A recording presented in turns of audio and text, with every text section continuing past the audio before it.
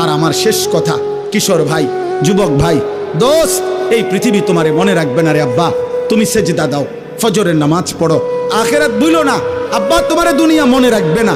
কোনো পাপী, কোনো নাফরমানকে পৃথিবী শ্রদ্ধার সাথে স্মরণ করে না। নাফরমানের নাম টিকে না, নাফরমানের নাম থাকে না। ফেরাউনের নাম পৃথিবীর কোনো কুত্তার নামও কেউ রাখে না। নমরুদের নাম পৃথিবীর কোনো কুত্তার নামও কেউ রাখে না। আবু জেহেলের নাম পৃথিবীর কোনো কুত্তার নামও কেউ রাখে না।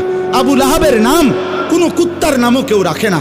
এজন্য দোস্ত, নাফরমানের নাম থাকে না, নাফরমান শ্রদ্ধার সাথে স্মরণ হয় না।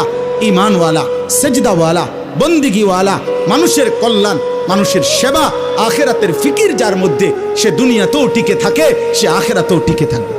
আল্লাহ আমাদেরকে তৌফিক দেন, আল্লাহ আমাদেরকে কবুল করেন। আজকের এই তাফসীরুল কোরআন মাহফিল আগামী দিনেও আরো সুন্দর ইন্তজামের সাথে করার তৌফিক আল্লাহ দান করেন। আমিন।